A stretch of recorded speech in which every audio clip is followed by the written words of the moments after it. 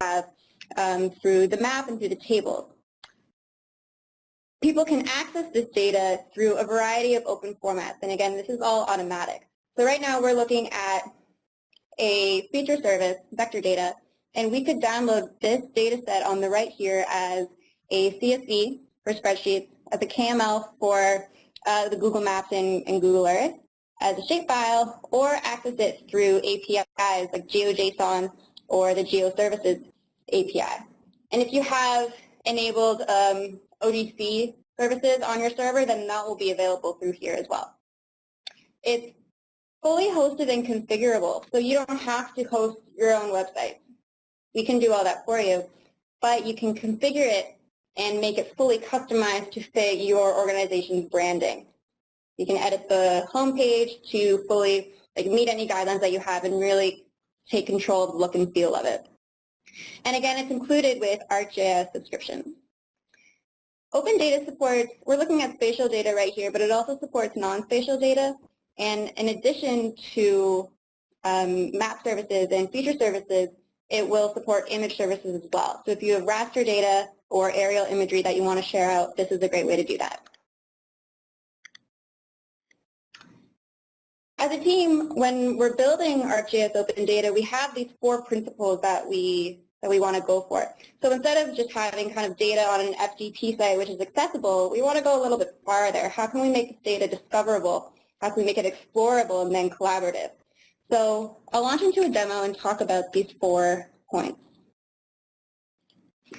This is what we call our umbrella site, and it's a place where anyone can go. It's fully public facing. You don't need an account or anything to access this.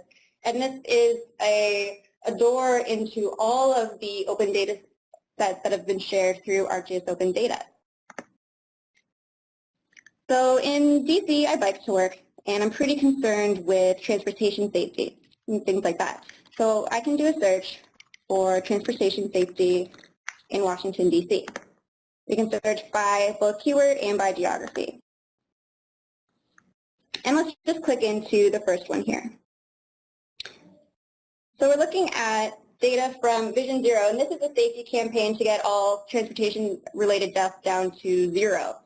And this is a data set that is looking at perceived and real dangers of people on the street. So people have written in saying of areas where they have perceived these kind of dangers. And we can read the description. So we're seeing that it's a pretty authoritative data set. We can see where it's come from and seeing some more information on that group. Going down, we can look at the kind of attributes that are in this. So going a little bit of a deeper dive into this data set. And then over here on the right, we can get linked out to the metadata to get some more context and information, and also the license to get directed to DC's terms and conditions. Let's dive in a little bit more. So going into the table, we can then see the full attribute table of that data set. And we can zoom into a specific location. What we're seeing right now is called a geohash. It's a gridded aggregation of all of the features in this data set. But when we zoom in, we can see the geohash change, and then once we zoom in enough, we'll be able to see the points draw on the map. So what it's doing right now is it's going and it's accessing the service,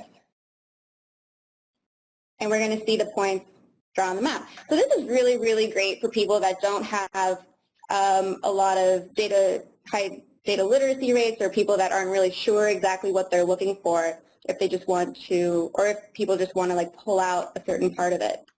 So exploring it a little bit more, we can visualize the data set, leveraging smart mapping functionality, and go by user type. So again, this is people submitted perceived dangers, so we're looking at pedestrians, bikers, and cars. From here, we can filter out certain parts of the data if we just want bike data, and then we can download it. We can download the full data set, spreadsheet, KML, or shapefile, or we can download just the filtered data set, so if we just want that bike data. And this is just going to come down, and we see it down there in our browser. So a really easy way to grab this data. And again, we have the APIs. So you can go ahead and go in and explore, see what kind of data is out there. But some examples of what customers have been doing. This is Hennepin County's open data site. So they fully customize it to fit their branding. And then we can see these different kind of data categories that they have down here, like health, imagery, and transportation. What Hennepin County has done is also contributed some content to the Living Atlas. So this is the Hennepin County Transportation Map. And this isn't just the raw data, this is a whole bunch of the data sets that they have in their open data site on this map, so that people come in here and can get a different kind of view of the data, things layered on top of each other. But down in the layers, we can see all the different layers that they have on this map, and this is really, really great, valuable data that is hard to pull out of just a web map. So it's really great to have this available on open data as well for people to go and download. Another example is the Iowa Department of Transportation. So they have a map for the I-29 corridor, transportation map, and then from here they've also added this map to their open data site. So this is their open data site and it looks completely different from Hennepin County. So we can go ahead and search for I-29. And we have both this public map. So when you add a web map to open data, you'll get linked out directly to it. So we can access this map through Living Atlas or through their open data site. We can also access the data that's within it. And then we can go ahead and download this and make our own things with it. So if this seemed up your alley, then we have a whole bunch of resources available to you. The documentation is a great place to start, and you can access that through our About page at the top. We also did a live training seminar last year, which is still pretty relevant, and that will give you all the workflows of how to organize your data, how to set it up, and how to create your own open data site. And then we are active on GeoNet, so if you have any questions or anything that you would like to see, that is a great place to get in touch with us. Thanks. So if we can take any questions on this. All right, great. Thank you, Courtney. Again, if you have any questions for Courtney, please feel free to go ahead and enter those in the chat window. We did have a few come through. So the first one was, how does using ArcGIS Open Data incur any credit costs from setting it up or from the end user downloads? That's a really good question, and it doesn't, which is great because you don't have to worry about people downloading a whole bunch of your data and what is going to cost for your credit. It's fully included, so spinning up and creating your own site doesn't cost anything, and there's no additional cost for as many downloads or page views as your site gets.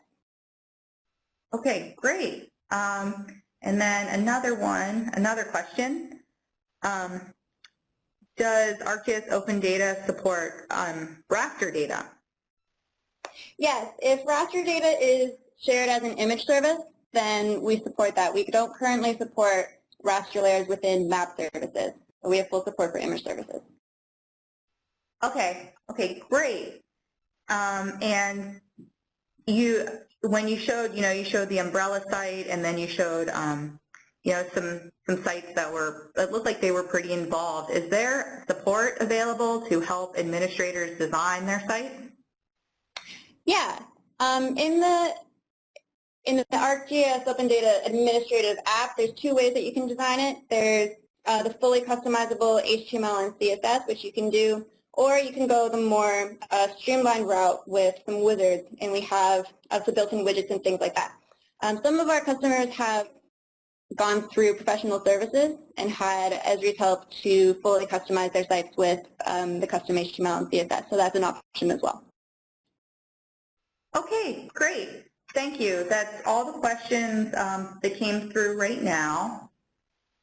So let's go ahead, and I'm going to pass the ball to Paul, and he can begin his presentation on Esri Canada's community map. Let me go ahead and pass the ball pass the presenter privileges to him.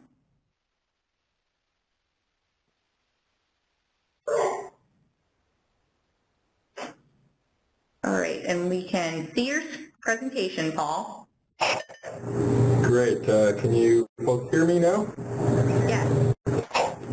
Great.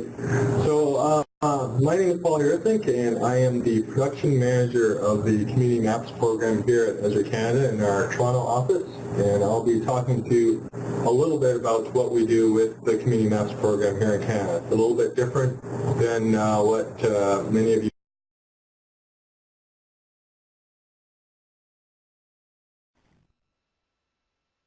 Paul, I think you somehow got muted there for a second. Oh, sorry. Okay, we can hear you. Okay, I'll try not to move around too much with my mouth. Maybe that was the problem. So basically, a Community Maps program works similar to how it does in the U.S. and the rest of the world, where that any of the contributions that are made to the Canadian Community Maps program, it becomes part of the World Topographic Base Map, and that's of course available on RTS Online as part of the World Topographic Base Map. Also, any of the contributions are automatically made part of the Living Atlas of the World, and I'm sure you're all familiar with that already.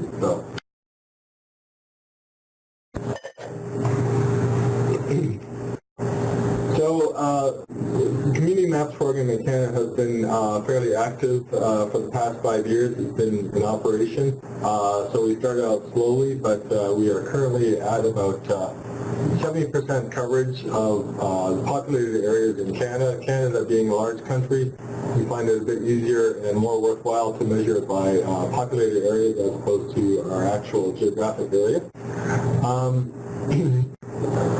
Currently,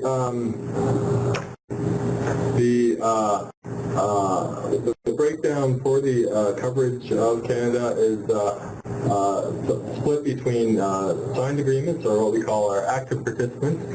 Those are those participants who have actually signed a participation agreement, and there are about 122 of those in Canada, so we regularly get data and updates from those participants. As well, we have 41% of our populated areas covered by data being contributed through open data sources. We only have 22 contributors in that area, but we find many of the larger cities such as Toronto, Vancouver, Montreal, Ottawa tend to prefer to go to the open data route as opposed to signed agreements. And as well, we have a number of provinces that have made their data available through the open data option as well. So we have quite the range of participants in Canada. So starting off, we have the federal government. The federal government produces a 1 to 50,000 topo map series, and that data is available through open data agreement. And we make use of that data wherever we do not have any access to any other data. So we do have the whole country covered with federal data, but in addition to that, we have more detailed information provided by provinces and municipalities. We have 5 of our 10 provinces that are participating in the program. We have about 137 municipalities across the country. We have 3 universities, 2 airports and college, and 1 park. In addition, we have a First Nation community, or what we might refer to in the U.S. as a tribal community, participating in the program as well, and they are out in British Columbia. So just to give you a quick sort of geographic look at the range of participation, we have hosted a status map here that's available to anybody who has access to the internet, and that just essentially shows what the status is of the various participants throughout the country. So here out east here we have Nova Scotia who is participating, and it looks like that taking up a little. There we are. They are published. They are a published community. We have some other communities, for instance, the province of Manitoba, where we are actually processing the data, and that should be published soon. And then we have other communities, yes, and municipalities that have just signed up recently. So this just gives you a quick overview of where we're at in terms of the content across the country. As well, that same information is available through Esri's community map contributor information. Obviously, the folks in the, down in the Redlands are taking more of a global look at the content providers across the world, but they're also pulling our service that we've had hosted up here. That same content is available in here for Canada, so there shouldn't be any difference between the two. So in terms of actual cache map coverage, we have the entire country covered down to 1 to 9,000. Canada is, of course, the second largest country in the world, and there is a lot of parts of the country that where basically there is no one living. So we've chosen to focus primarily on those more populated areas. So the areas in the south, for instance, we've got everything in the south cached down to 1 to 4,000. And the more populated areas, the areas where we are actually getting contributor data other than from the federal government, we've got cached down to 1 to 1,000. Now that makes up only 3.5% of the population, but keep in mind that that covers about 70% of the populated areas in Canada. As well as the vector contributions that our participants are making, we have a number of contributors that are providing imagery. And again, that same information is available on StatusMap here. We've got the imagery status map. So again, you just click on any of these features. Gives you the details of who the contributor is, the date the imagery was taken, and the resolution of the imagery. So all that information is available on our tracking site. So just in a nutshell, this is the way the community mapping process works in Canada. Basically, a contributor either signs a participation agreement or they make their data available through an open data agreement. They provide us here at Esri Canada with the data, and we in Esri Canada, we have a team of about 8 people that take the data, we process the data, we cache the data, we have our contributors take a look at it to make sure that we're interpreting the data correctly, and once they've approved it, we send it down to Esri for publication, and it becomes part of either the imagery-based map or the World Topographic-based map.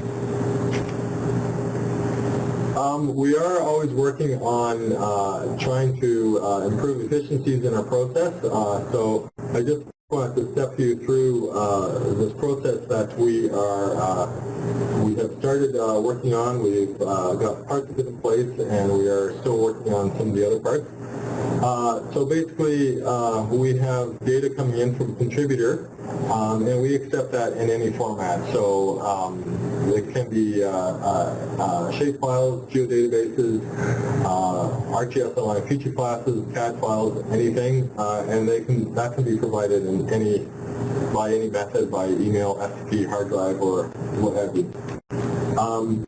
That data gets moved over to the Canadian Municipal Data Model, which is a data model that is built to make use of a number of pre-built applications that we've built in-house. So users that are on the Canadian Municipal Data Model can actually make use of these pre-built applications that allow users to locate government services, display election results, or allow users to submit citizen service requests. So we'll port that data over to the Canadian Municipal Data Model so that our customers don't have to. We pass that a copy of that data back in that format, and they can start using that right away.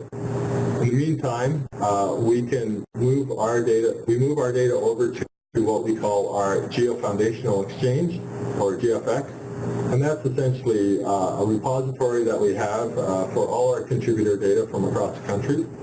Currently, the GFX contains about 12 million records and about 500 gigabytes of data, and that is growing every day.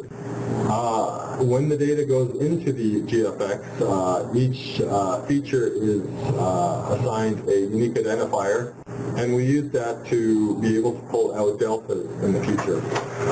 So After the initial load of contributor data, subsequent updates that are provided to the Community Maps program can be loaded into the GFX. And then with that, we can pull out data, deltas, and thereby saving time in our production process in the future.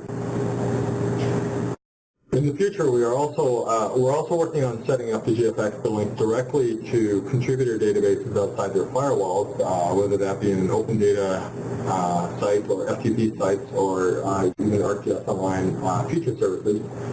This would allow us to include updates to the GFX without having the contributors do anything other than that they would normally do in their day-to-day GIS operation. Currently, right now, if we're looking for an update from a contributor, we have to contact them, and they load it up to their FTP site. We have to get it off their FTP site. There's a lot of manual intervention going on. We're looking at automating that process so that it becomes just a seamless part of a contributor's workflow process.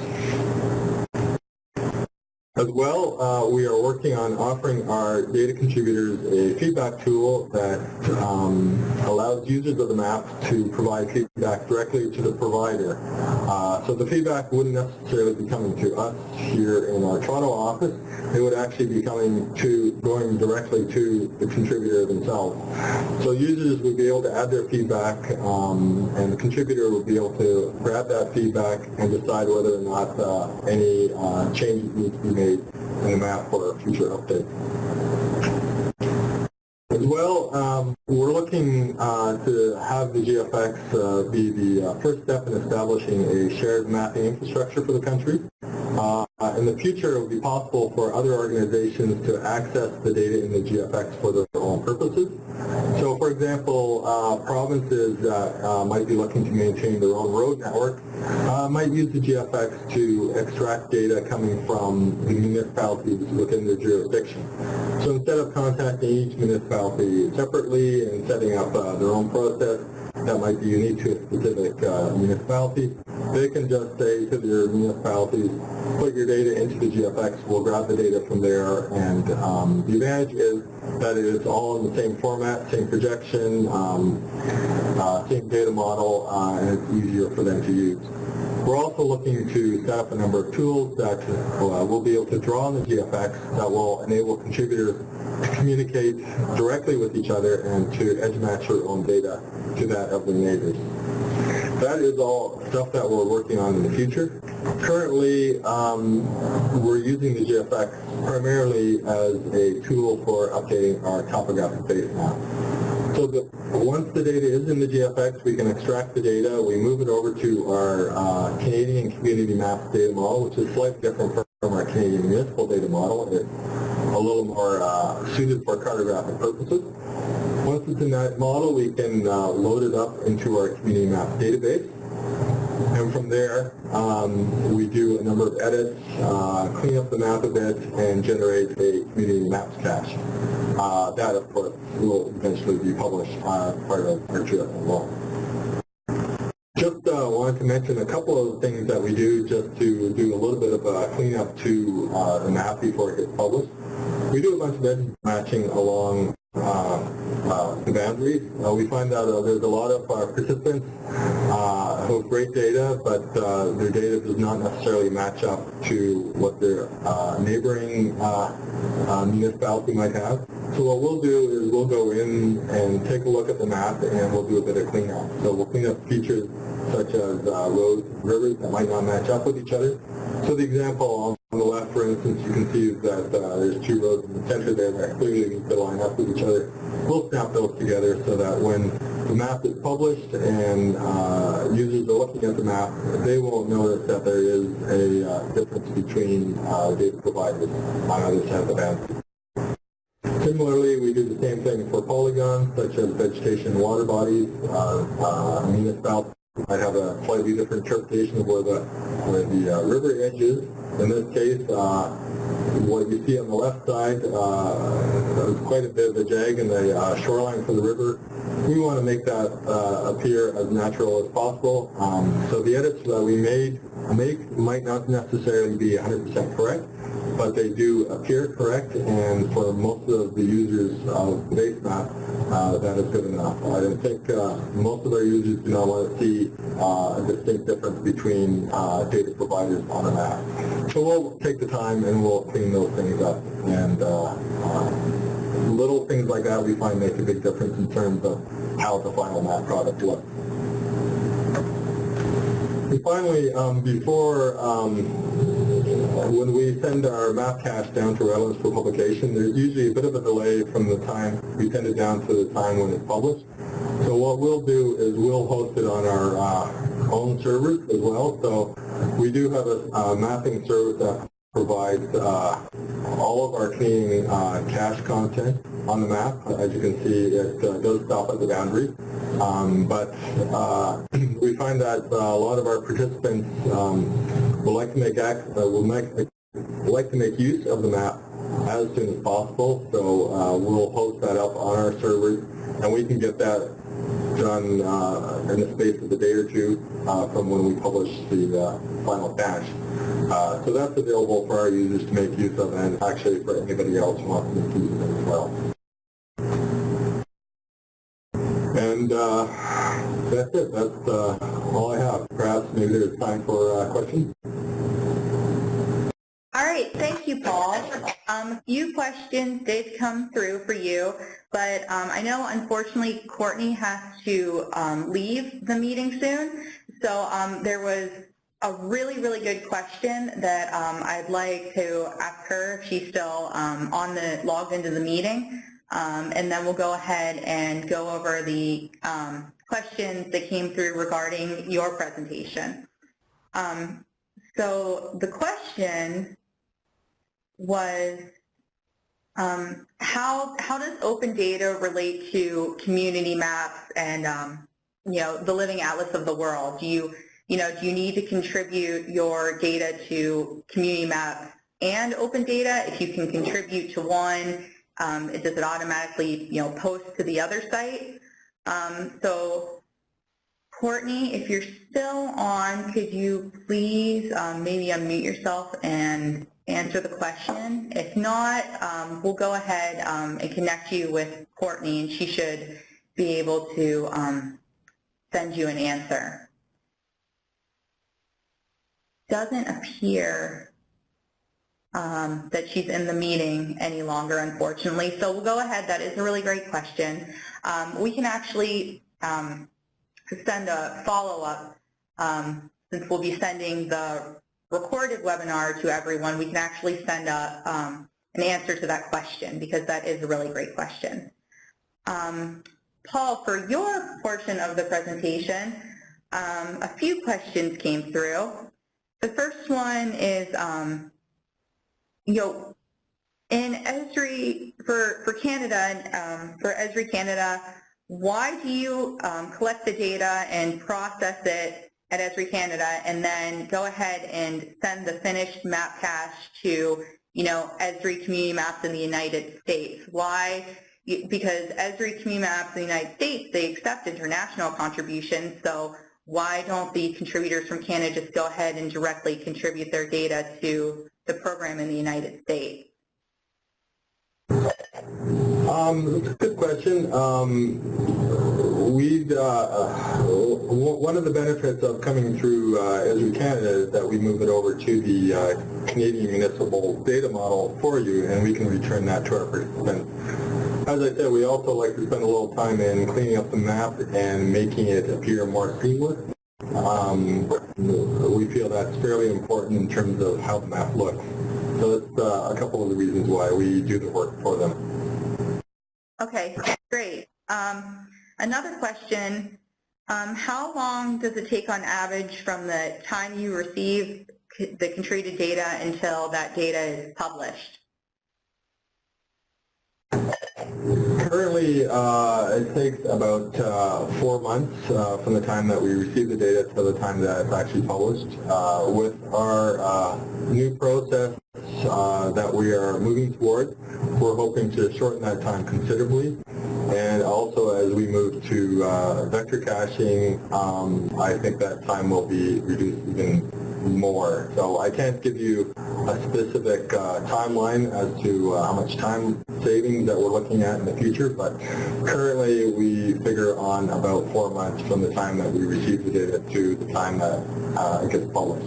And that also depends on how many other communities we have coming at the same time. Okay, great. And one last quick question here. Does it cost anything to contribute data? Absolutely not. Participating in the Community Maps program is free of charge, and we find that, in fact, a number of the smaller municipalities that we've been dealing with actually found it quite beneficial in terms of having it as a free way of hosting their imagery online. They don't have to worry about the infrastructure. The imagery is available 24 hours, 7 days a week, and it's free for them to participate. So it's a great benefit for smaller communities who might not have the resources to do that themselves. Okay, great. Thank you. So now we're going to go ahead and I'm going to pass the presenter privileges to Shane. And he's going to go ahead and discuss the imagery campaign that we currently have going on. Hey, thanks a lot, Tamara. Are you able to see my screen and hear me okay? We can hear you, but we cannot see your screen yet. Cannot see my screen yet.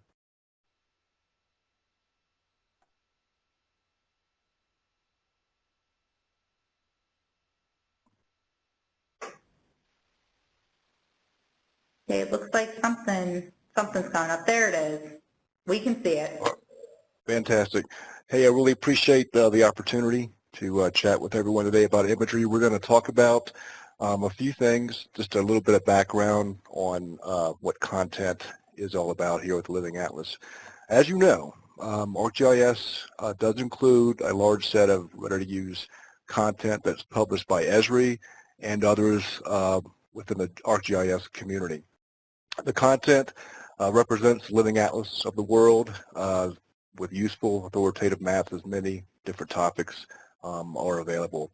The Living Atlas is curated as a subset of ready-to-use content that's available through ArcGIS Online, and it certainly represents the collective work of the entire GIS community and certainly has become one of the richest collections of maps ever assembled. As part of the Living Atlas, Esri's built and maintains a content portfolio.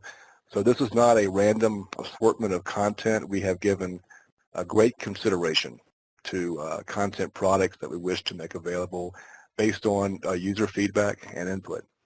Much of the Living Atlas is powered by a community map database of the world that includes dozens of information layers such as streets and boundaries, place names, for example, from which we build multiple information products from, like, for example, our base maps, imagery services, geocoding services, and elevation services would be some good examples of that. So for each of these themes you're seeing here, base maps, transportation, so forth, we have a team thinking about what base maps and information products that we should be offering and how we should be improving upon those. The flagship product in our imagery portfolio is the World Imagery Map. This is a multi-scale map of the world which with imagery at 15 meters or 2.5 meter resolution worldwide and 1 meter or better imagery for large parts of the world. The World Imagery Map is certainly hands down the most popular base map in ArcGIS online, supporting over 100 million requests on a typical weekday. So the World Imagery Map, like other community maps, is built with the best available content from commercial and also ArcGIS user community sources. Now, it makes a lot of sense to share your imagery for publishing in ArcGIS Online. Esri will process your imagery into a cache format and will host it for free on our commercial grade web services environment, which is enabling reliable access and availability. It's going to ensure that your area is represented by the best available imagery, both for the people in your community and for others around the world. Now, just a reminder that Esri's base maps that are available through ArcGIS Online, including imagery, are freely accessible on web, mobile, and desktop platforms. So by participating in community maps, your organization is freed from the time and the cost involved in preparing, deploying, and hosting imagery and ensuring that it's continuously available. Now, I would think this would be a pretty attractive offer for a lot of local government organizations. I worked for a local government organization in a past life, and I know the cost and the time involved with processing and storing imagery locally. So it's a good opportunity. One of the significant improvements we're currently working on is updating the World Imagery Map. Imagery is increasingly becoming a central part of what we're working on and integrating into the ArcGIS platform. Okay, the imagery base map is the most popular of all base maps, serving over 5 billion tiles in the first half of 2015. Some more current stats at the end of November, just last month, 21 billion world imagery tiles have been requested. There have been about 19 million unique IPs that have accessed the base map this year. Now, over the span of community maps, 5-year span, we have determined that our users, okay, especially those in local government industries, are capturing aerial imagery, excuse me, that often exceeds the resolution of what we publish in ArcGIS Online from commercial and national sources. So the imagery maintenance plan will give us the ability to greatly enhance the imagery map with an emphasis on community-sourced high-resolution imagery. Participation can come from a variety of ways, a variety of organizations. Any national, state, or local government, county, state organization, Esri distributors who are representing these types of organizations, really anyone who is authoritative data provider who is maintaining and distributing imagery for their jurisdiction or a broader area can certainly participate. We do ask that the contributor have a document the authority to share that publicly, of course. If you have imagery that you'd be willing to share, you can find all of the information you need on this website. We do have a few requirements, and I'd like to show you what that looks like.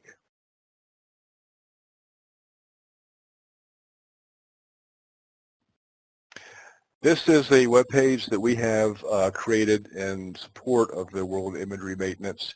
This is a one-stop opportunity for interested organizations to find out everything about this plan. It will give you information on our minimum data requirements. It'll talk about the rights to share and distribute the imagery.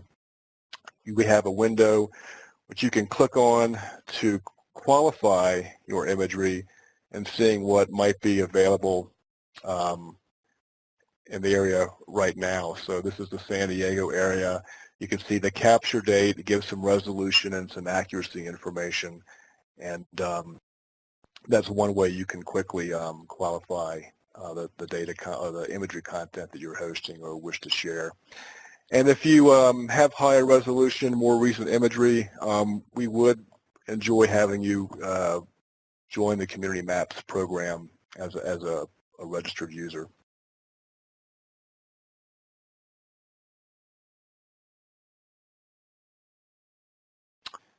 Okay. In addition to updating the World Imagery Map with high-resolution imagery, we have also just added additional levels of detail. And this is something that the user community and Community Maps contributors have been asking for. The World Imagery Map can now support imagery down to level 23, okay, which would potentially support imagery down to 2 centimeters or 1 inch per pixel. The World Imagery Map has already been updated to include very high resolution for several communities down to level 20 or 15 centimeters and 6-inch resolution. That would render a scale of 1 to 564 feet. Or we've also done this for level 21, which would render a 7.5 centimeter or 3-inch resolution, and that would lend a scale of 1 to 282 feet. If you want to know more about this, and if you want to see some of this imagery, there is a blog recently authored, and I can pop both of these URL addresses into the chat window for you all. But anyone who's interested in imagery, period, should be looking at this. Certainly anyone who's interested in sharing imagery with ArcGIS Online should be looking at this. This gives a few interactive map examples of select areas that we have updated, and also gives a nice map series tour showing you some of these areas. I'll show you a couple here. There's the University of Alabama. They're community map contributors, both with map layers for the topographic map and imagery. As you can see here, this is great clarity, really nice gridirons. You can see the great detail here. Story County, Iowa, some visually appealing sports fields, and they were caught mowing the grass on that particular day. Riverside, California, another area that we've updated. Gosh, I could just go on and on. Wichita, Kansas would be another place that you could also look at. I feel this imagery is fantastic. I haven't seen anything quite like it of late, and I would encourage anyone who's interested to review the blog, get involved, and let us know how we can help you with the process. This is something that we will do, process and cache for free at no cost. It's really no catch, and there's nothing weird about it at all. So that's what I have prepared this afternoon, and I'm certainly happy to answer any questions anyone may have at this point. All right, thank you, Shane. A few questions did come in, but before we go over those, I do want to answer that question that was asked to Courtney regarding open data and community maps. So at this point, unfortunately, community maps and Living Atlas and open data are not integrated quite yet. We are working towards that goal, which really something that we think will really help a lot of people, contribute their data. You can contribute to one or the other. You don't have to contribute to both, but at this time, they're not integrated with one another. They're both separate entities that you contribute your data to. And now, Shane, for your question, the first one, and I think you probably mentioned this in your presentation, but if you could just reiterate, what's the image acceptance criteria? Question.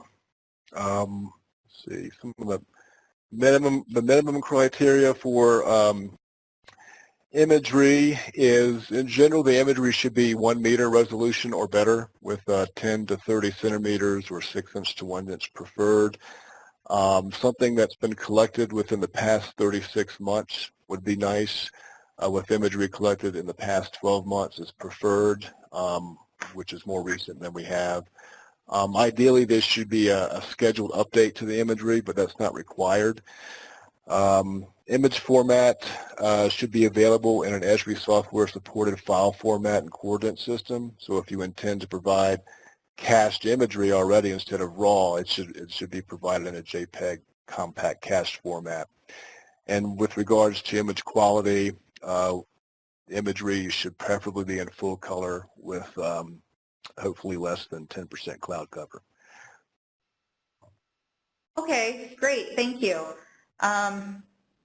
Another question, I guess, who are you looking for? What are good organizations, or who are the people you're looking for to participate by sharing their imagery?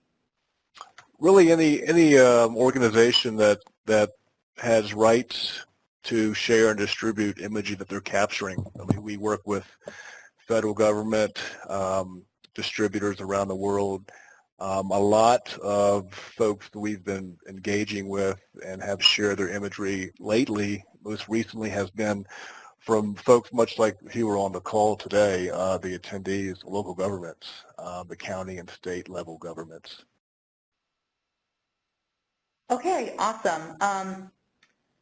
Another one, I know, you mentioned, you contribute your imagery through community maps to the Living Atlas, but could you maybe go into a little bit more detail about, how you participate? What are the steps involved with contributing imagery?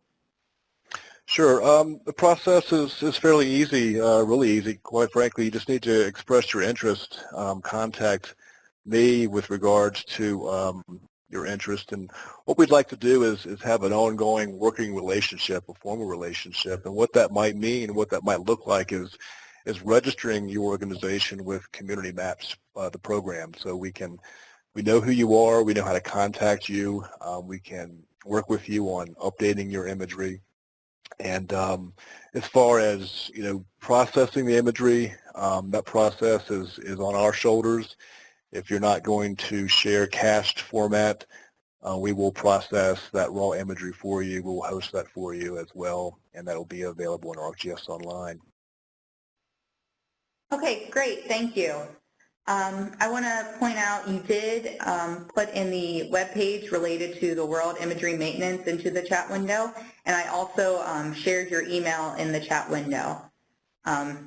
So if people want to go to the page or email you and express interest in contributing imagery, they can go ahead and do that. Right, I'm also going to pop in the map tour that we looked at too, so people can get a really good idea of what that looks like as well. Okay, great. Thank you. Well, that's about it for the questions. So we're going to go ahead and wrap it up here. I want to thank everyone for attending today's webinar. If you have any feedback regarding the webinar, please feel free to send an email to communitymapstraining@esri.com, and follow us on Twitter at Living Atlas and at community_maps. And we are currently working on creating and scheduling the webinars for 2016, so be sure to check back in early 2016 for the new webinars. And again, thank you for attending and have a good day.